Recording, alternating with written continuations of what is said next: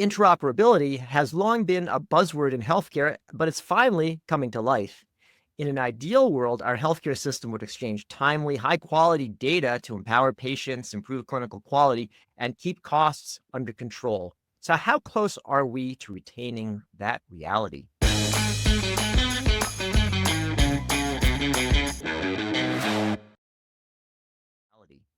Hi, everyone. I'm David Williams, president of strategy consulting firm Health Business Group and host of the HealthBiz Podcast, where I interview top healthcare leaders about their lives and careers. My guest today is Dr. Don Rucker, Chief Strategy Officer at One Up Health, whose mission is saving lives with data.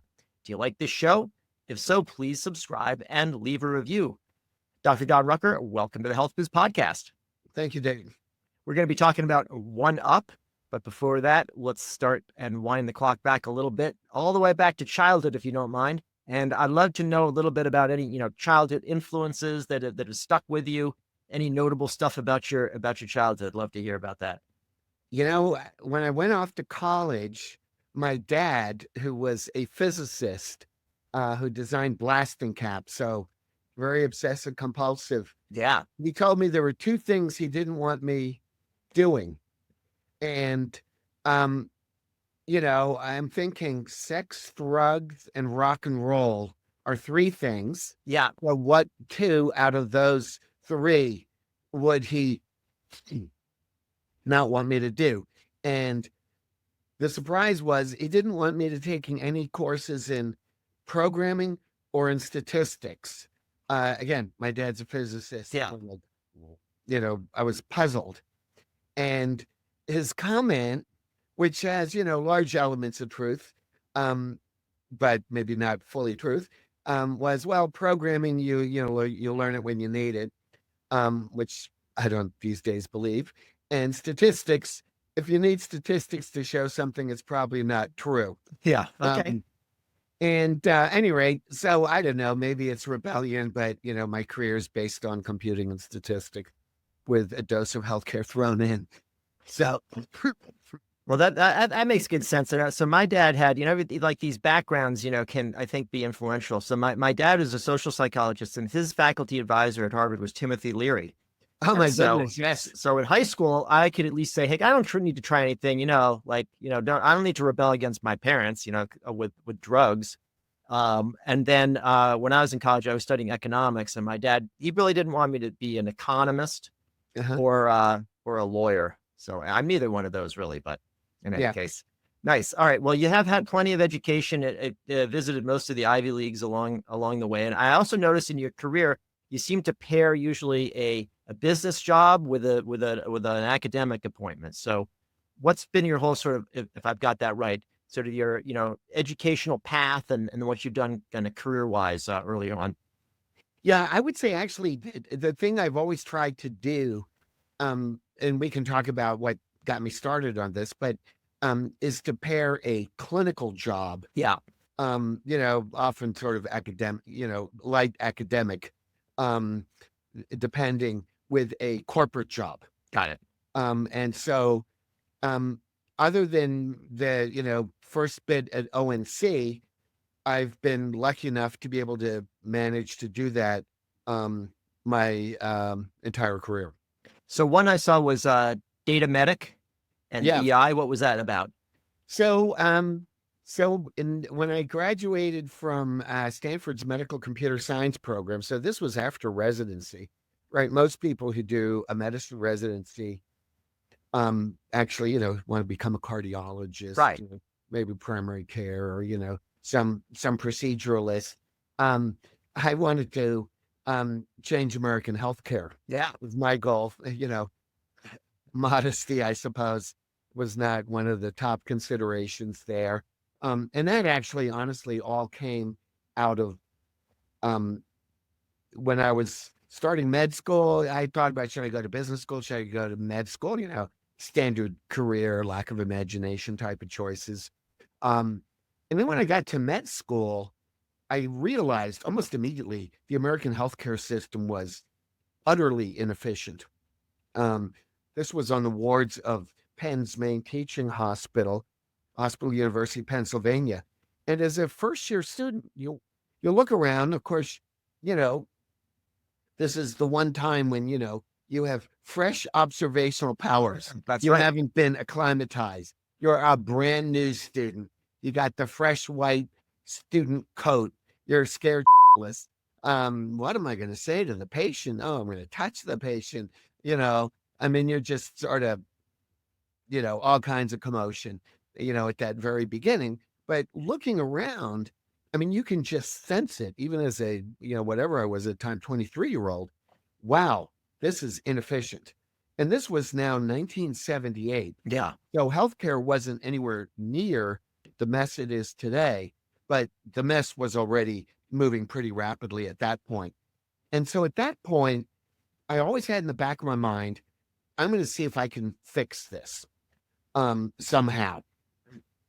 And, the first attempt at a fix was being a student of a junior faculty member there, John Eisenberg, who eventually became head of ARC.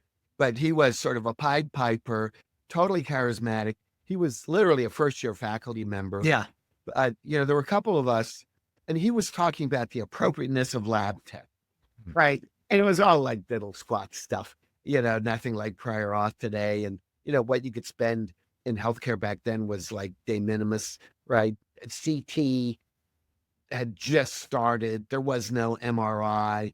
I don't believe there was, I mean, I'm sure I'm wrong, but there wasn't really fiber optic much of anything.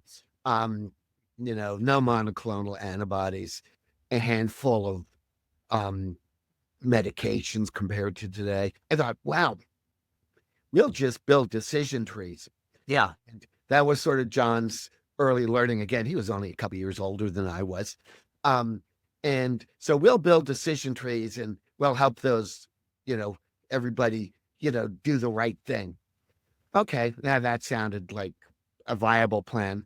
Then I got to residency at UCSD. And then I realized, sadly, that was a really poor plan since the healthcare world was not missing decision trees. It had no data. Yeah. There was nothing to feed the decision tree. So then that was scary. So here I am, late 20s, middle of a residency. So now, the realization, I mean, I didn't know him, but Bill Gates was a college classmate. The personal computer had just come out in its sort of various forms. And I said, I'm going to have to learn computer science. And that's pretty daunting when you're in your late 20s. Yeah. Am I going to spend a couple more years learning computer science, in my 30s, as opposed to, getting a job and practicing medicine and being a real human? And well, so I decided to do that. Yeah. And so now I'm a resident at UCSD, and now I'm trying to figure out how the heck do I learn computer science as a 30-year-old? I looked at everything. I looked at classes on Matchbook, like when people smoked back in the day, they would advertise like National University, which I think is not really a fly-by-night thing. I think it's a real university. But they had classes. I tried taking class at UCSD in night school, but it's very hard to take night school classes when you're a resident on call.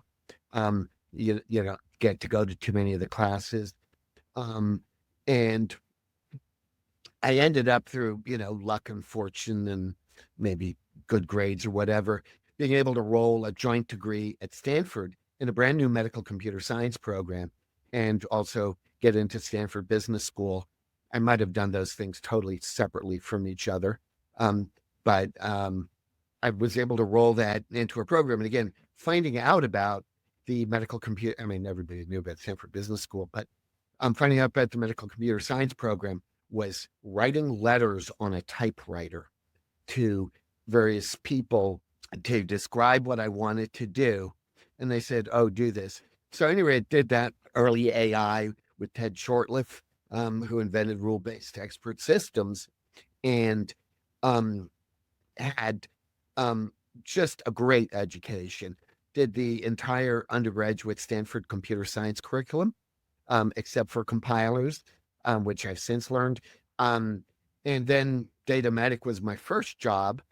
And that was a early EMR company. It was the first company building EMRs in Microsoft Windows. That was interesting. So Windows at the time, 2.1 crashed all the time. Yeah.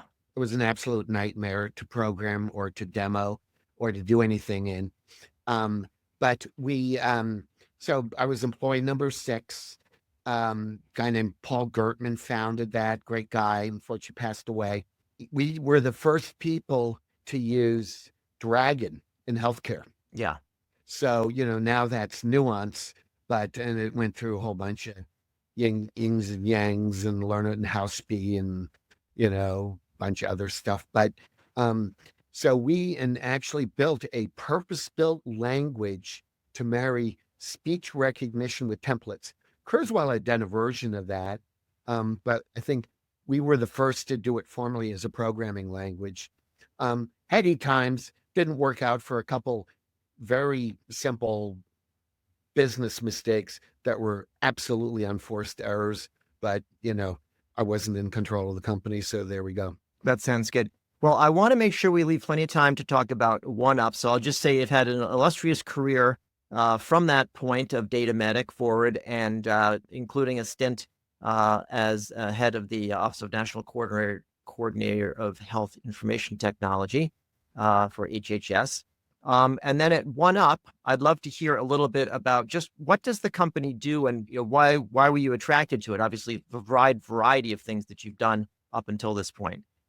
Yeah, the attraction is sort of simple and elegant, and frankly, it just absolutely gets back to what got me into this in med school and in residency, which is, how do you compute and start automating healthcare, right? I mean, healthcare is a very, very funny field when you look at the broad swath of computing in the US or the world, right? We're the only field who uses computers but has no automation. Yeah, I know there's some sort of narrow versions of it, but it's stunning how little automation we have in healthcare, right? You go to your local, if such exists, auto plant or packaging or warehouse, and these things are rife with deep fundamental automation, right? We expect our packages, in many cases, to come within hours, maybe a day. We track pretty much everything if you want, right? We have none of that in healthcare, right? We have our enterprise systems of record, our EMRs, which are totally built as document generating machines to get a higher revenue, truth be told, and have the automation is teeny at the edges. And so then the question becomes, how can you uncouple this world, get this data out, and put it to a better, more productive, and more fundamentally useful thing that lowers costs, make patient lives better, is just a win-win, right? Which I believe eventually will take the healthcare spend back down from the 19% or whatever it is of the GDP today to roughly around the 6% or 7% it was when I started med school. That's pretty fundamental, and does get back to what you were saying about revolutionizing the healthcare system. If you're going to cut it in half through automation, that's a fairly lofty goal to be able to do that. Yeah. So then the question is, okay, well, yeah, how in the hell do you do that, right? Like, what are you smoking? Yeah. Right. Well, the way you do it is something we know from the rest of our lives, right? We are at the trailing edge of innovation in healthcare, at least healthcare services delivery. I'm not talking about, the molecular science. I'm talking about services delivery. We're miles behind Amazon, McDonald's, even the worst airlines, anybody, right? I mean, you'd be hard pressed to come up with an industry that has less automation at the scale and expense that healthcare exists. And that answer, in many ways, is free flow of data with APIs, application programming interfaces. And The data that's most valuable, I would throw out, is clinical data, which is, for the audience, data in a data standard called FHIR. And that is what brought me to OneUp. That's what we do. That's frankly exactly what the Cures Act required of ONC. And that's what we did at ONC. And so just so everybody's on the same page, FHIR is Fast Healthcare Interoperability Resources. And, for folks who may not be familiar with that, it's like, oh, hell, some tech jargon. Well, let me simplify it. It is the healthcare version of another tech acronym called JavaScript Object Notation. JavaScript Object Notation, in its simplest form, is just putting data into an outline, and then you can send it along. That putting in an outline so human eyes could potentially read it, not saying they always do, they don't, but could read it, along with something called RESTful APIs, which stands for Representational State Transfer, is what powers the entire internet economy. Every one of those little icons on your smartphone, pretty much, is communicating back with a server that is where the business value is created using JSON, right? That's the free flow of information. Now, in healthcare, we haven't really had that for a variety of reasons that really have to do with, they have to do with the huge, fundamentally, it's not computer science that's the issue.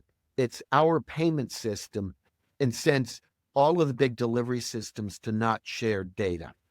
So our payment system is optimizes the doing of procedures and capturing those referrals. And so any town, any large place, you see the sort of the landscape of these massive delivery systems, heavily consolidated.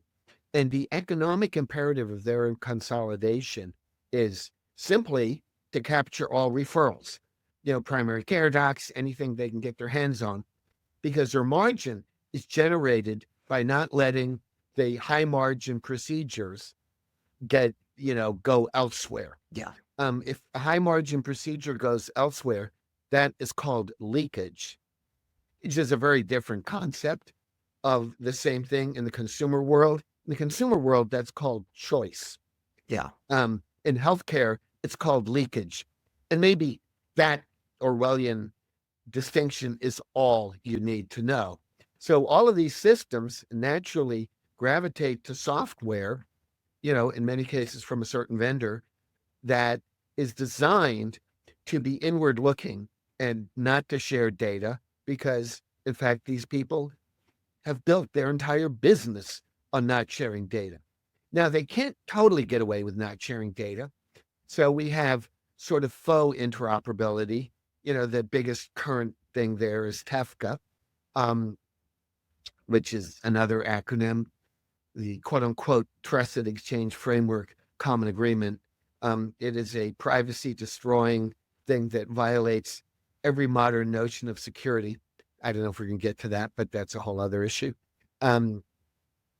The fundamental transformative point is, with FHIR data, you can represent clinical thinking, you can represent problem lists, you're in a better position to represent medical care. And finally, we can start putting computers and automation, and now, of course, AI, at the problem, which we've never been able to do. So the trick is, how do you take these API and empower them, right? How do you get the data out from the sources? And there have been a couple federal rules that have really gotten at that. The first one were the Cures Act. So 21st Century Cures Act, that was passed December 2016. So, I guess we can call it interregnum between Obama and Trump, the first interregnum. Um, and was overwhelming bipartisan support. 390 votes in the House, 92, I believe, in the Senate. A lot of it had to do with FDA, real world evidence, so wasn't really fundamentally an IT rule. But they said APIs without special effort was the premise of that. And the vision was that we're going to have modern computing. The data is going to get out to the public. People will have control over their health. And then CMS did a series of parallel rules, including one of January of this year, that are payer to patient. That was around before, but added payer to provider and payer to payer. So, you can exchange, for example, your prior authorization history and allow you to switch, for example, insurance plans like MA plans. So those APIs are extraordinarily powerful conceptually. And then how do you go about making them real? And so that's where I see. Oh, that sounds good. So I see that one up advertisers that has the most CMS APIs in the market. Yeah. Why is it important to have a lot of them? And what does it really mean? Who's the customer of a CMS API who wants to buy them? Well, so I don't know. It's not per se. I mean, there are some network effects, but most of these are point to point. So network effects aren't the dominant thing. It's not necessarily important to have the most. It's important to do them well. Yeah. And, from your BCG days about the experience curve. Yes. You probably did some consulting business here, I'm guessing. Fair enough. Maybe back in the day. Yeah. Well, that's true in every other human endeavor. I think one other sort of setting of background is there are two in this allocation of healthcare, which is really, the big picture thing we're solving, whether it's prior auth or adequacy of networks or case management or quality measurement, right? They're all allocation of care things. They're not even honestly making the care more efficient. Hopefully we'll get to that. But right now we're in a much coarser world. There are two big flows of information there. One is out of the EMRs, any clinical data you can get. And then the other is the whole claims pipeline. So, so that's where I see you in my case, in the ER, the hospital generates a bill, sends it to a clearinghouse sends it to a payer sends it back to the clearinghouse. It's dispersed to, a bank account. Now, I'm a Red Cross volunteer at Fort Belvoir. Yeah. They're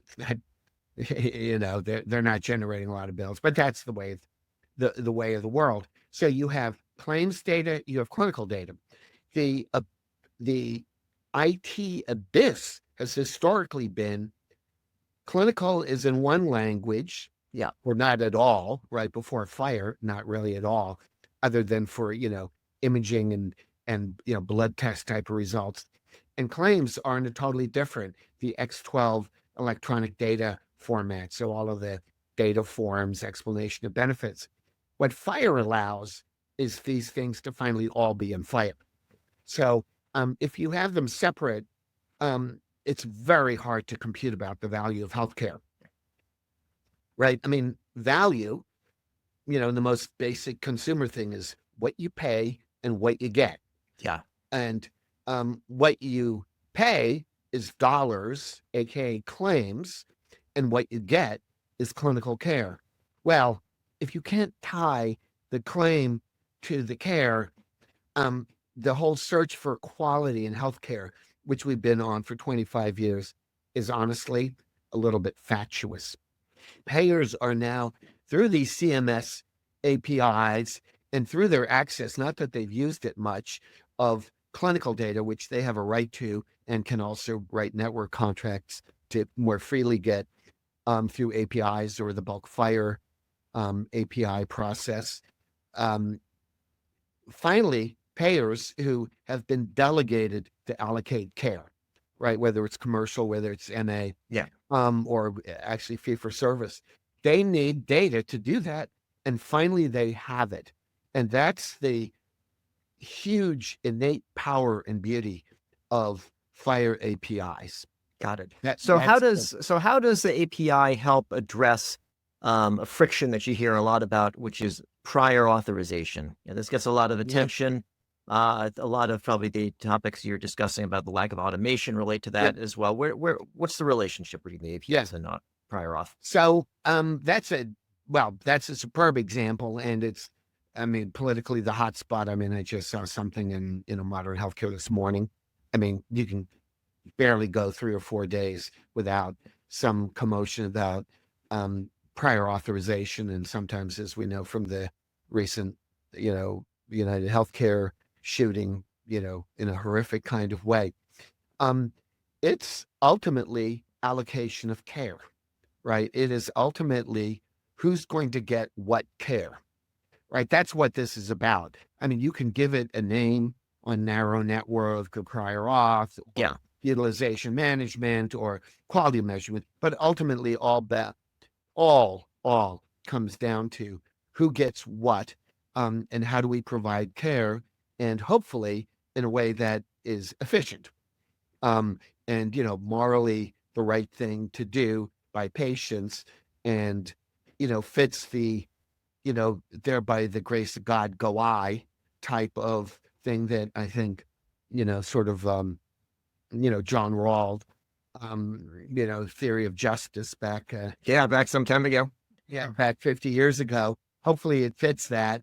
And I'm actually more of a libertarian, so I do have many Robert Nozick anarchy, fate, and utopia leanings. But hopefully it fits that. That's what we've decided politically. And then how do you do that computationally? That's what OneUp does. That's what the power of this is. So once you have the data, then you can be smart about it. The way we do it today is very coarse, right? So we have an algorithm for each of these, quote, inappropriate or expensive services, where we, say, well, if you do this and if you have that, and, we get in this primitive high friction environment. And most of the friction is gratuitous, right? Depending on how you balance it, half of these services are subject to prior auth. Um, you saw in the Kaiser Family Foundation stuff last week that, the rates of putting stuff into prior auth of all services is, you know, relatively broad when you look at the number, right? MA plans have something not quite 2 services per year per member, Yeah. right? So the people who are sick are probably getting a lot more. And then ultimately, if you appeal it, they end up approving most of it. So this is just blisteringly inefficient, high friction. And as taxpayers and as companies, we pay for that friction, right? Um, you know, that's the heat, if you will, but it's not warming us. It's horrible. And so how do you get out of that? Well, there are many algorithms to take a set of inputs and come up with an efficient set of outputs, right? Essentially, every algorithm in computer science does that, right? That's what they're all about. Whether it's a sorting algorithm, whether it's an indexing algorithm, whether it's a storage algorithm, whether it's, the Google traversing of the internet algorithm, right? So right now, today, the prior auth algorithms are mostly pretty coarse. They're notebooks with quote unquote experts who have an opinion, for better or worse. And then it sort of leads to a set of often implicit or pseudo explicit, not computationally explicit rules. And then they, approve or deny. Very little awareness of the patient, the cost. It's just dumb. Yeah. I mean, it's just dumb. What we are doing at OneUp, what's exciting there is if you have the right platform, we already have the data from our payer customers. that's part of the 0057, we can actually compute on what's far more efficient to even think about putting into prior auth. And so then the question is, if you're going to go from current prior auth, which is the world of PDFs. Yeah. Look, PDFs were a big deal. Donald Knuth and the people and, the Adobe folks who invented PDFs. Right. Splines, which is, what described the curves in the characters in PDF. That was sort of a big deal in the day. Right. Like, boy, when they get into a static form, that's not much. No. And so now, can we get the data? And the answer, finally, to your original question is yes. Can we get data and put it together in a way that we can really be smart about this, explain it, and do the right thing? And that's the excitement of it, is that now with modern big data platforms, you can do that. Now in healthcare, what OneUp is doing is sort of, arguably an extraordinary novelty. If you were at any big consumer company, Amazon, Netflix, any big retailer, this would all be sort of laughable. Yeah, we've been doing this for the last 5 years. You just discovered Lakehouse, right? Twitter, whatever. But, in healthcare, better late than never. Sounds good. Well, there's much more to talk about, but since we are running low on time, I'm going to ask my last question, which is about a book recommendation. I don't know if you're going to give me a John Rawls book, but I wonder if you've read any good books. I was going to say lately, but at any point, that anything you might recommend for our audience. So this is going to be a very weird choice. Okay. It's going to go back into the bowels of history, but it's probably, this is, I'm going to confess, a bit of a dry read. But it is probably the book that best explains the dynamic of federal regulation, regulatory agencies, and the big government world that obviously, arguably maybe is in some transition now. And the title of the book sounds bombastic. It is called The Road to Serfdom. Mm-hmm. It's not a long book. It was written by Friedrich Hayek in the late 1930s. It's an absolute classic of economics. It's still in print, far as I know. I don't check every week, but it's still in print. Hayek won the 1974 Nobel Prize for this body of work. This is the simplest way to access it. And what he basically describes are the destabilizing influences of regulations, and more government. And he did it in the context, a fascinating historical context of late 1930s. So if you put yourself in Europe in the late 1930s, you had Russia and Germany, which had spiraled into socialism, and you had England and the United States, which were on the spiral, right? So, sort of circa 1940, Russia and Germany were essentially socialist communist end states. And the US and England were sort of trending that way. And so he examined those dynamics. And it's fascinating showing the history of socialism in Germany and Russia in the 1800s. So he goes over the whole trajectory. And, you can argue history and dynamic people and bad people and good people and stuff. But if you understand the, physics of it, if you will, the information theory of it, you'll be much smarter, as in any of the jobs that probably everybody in this audience is actually participating in, if this is your taste. So The Road to Serfdom, University of Chicago Press, I believe, Friedrich Hayek, and you will learn more, get more insights on the state of the world. Everything he said can be played into where we are in American healthcare straight on from the 1942 Stabilization Act, which was the start of the spiral in healthcare. Well, good. I've done hundreds of episodes here in this. So we have a lot of repeats in terms of the book recommendations. That is a new one, but it's an old one, a classic, as you say. So thank you very much. So that's it for the latest episode of the HealthBiz Podcast. My guest today has been Dr. Don Rucker, Chief Strategy Officer of One Up Health, and a whole lot more. Thank you so much, Dr. Rucker, for joining me today on the podcast. Thank you, David.